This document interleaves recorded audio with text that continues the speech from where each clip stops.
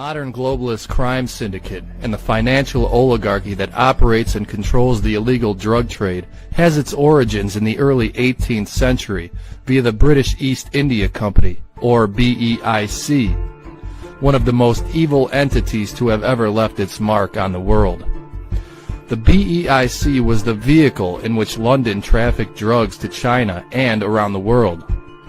Through the Grand Lodge of England, the BEIC set up Masonic lodges in India, around the same time they set up lodges in pre-revolutionary America. The first Masonic lodge in India, created in the year 1729, was in fact called Lodge East India Arms No. 72, and carried the BEIC coat of arms. During the next several decades, Masonic lodges were strategically set up at trading sites in India and China to more easily transport opium. By the early 18th century, China became the first drug market for London.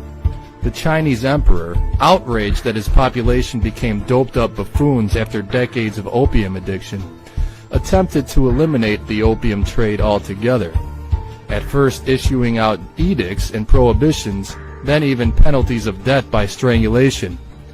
It was all to no avail. As this famous cartoon from the year 1839 illustrates, the British doped the Chinese into oblivion, ultimately sapping the country of its vitality and decimating its army during the two 19th century opium wars. Out of the two opium wars, the Hong Kong Shanghai Bank Corporation, better known as HSBC, was formed in the year 1865. Opium traders operating through the British East India Company became the founding members of HSBC. HSBC became the clearinghouse for all financial transactions relating to the black market in opium and its heroin derivative, and became the central hub for drug trafficking.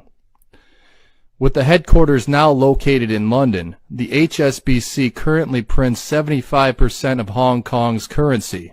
British Freemason Cecil Rhodes Standard Chartered Bank prints the rest.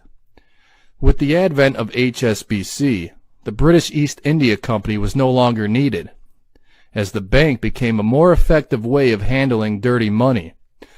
The BEIC dissolved just 7 years after the foundation of HSBC. The relationship between Freemasonry and the British East India Company proved to be the mechanism in which the opium trade would be possible. Thus was established the beginning of the Masonic network and the illegal drug trade. The opium trade was set up through a triangular trade system between the British, India, and China during the 18th century.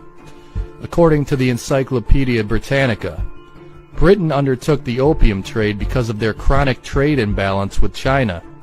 There was a tremendous demand in Europe for Chinese tea and silks, but there was correspondingly little demand in China for Europe's manufactured goods and other trade items.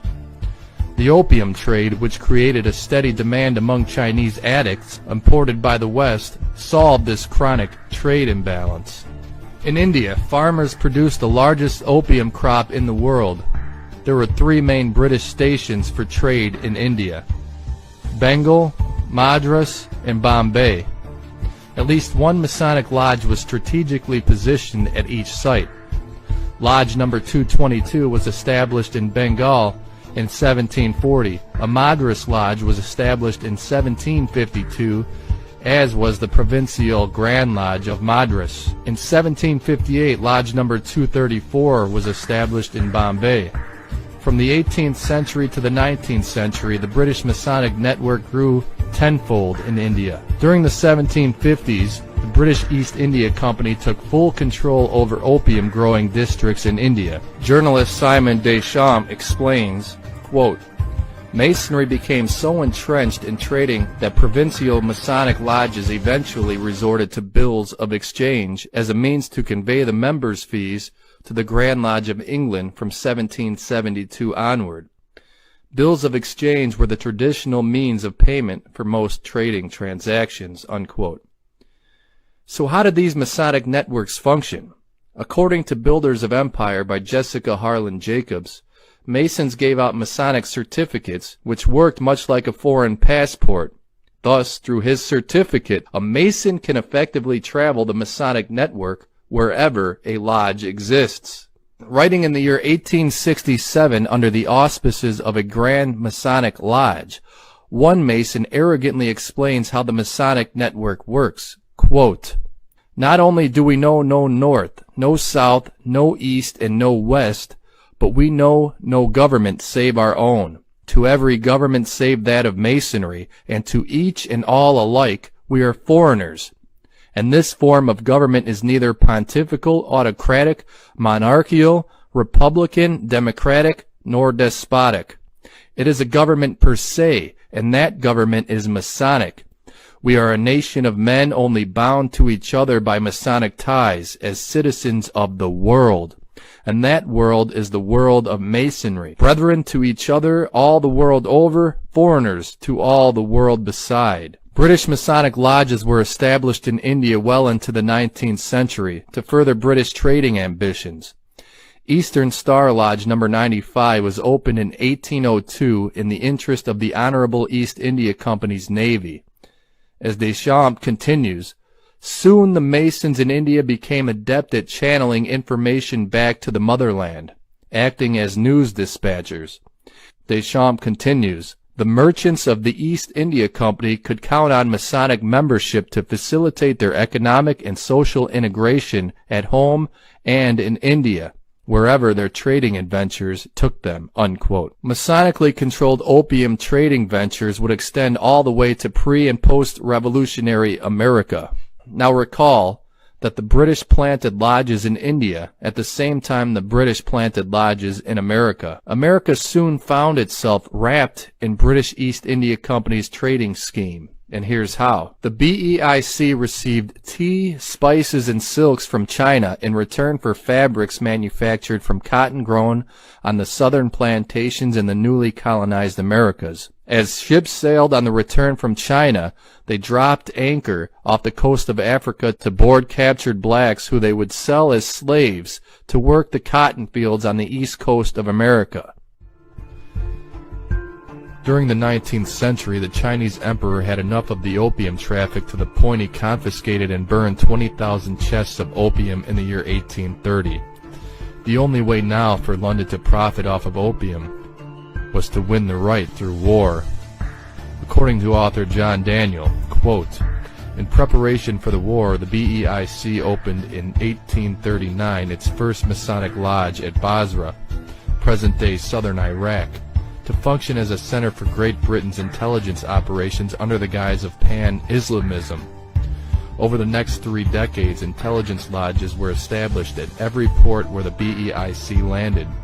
These British Masonic outposts served to control the movement of drug traffic to the west." Unquote. The first Opium War started in the year 1839 and the second in 1856. Both were under the command of High Freemason Lord Palmerston. Lord Palmerston was considered at the time to be the High Patriarch of Freemasonry, mainly for his interactions with a multitude of underground revolutionary secret societies.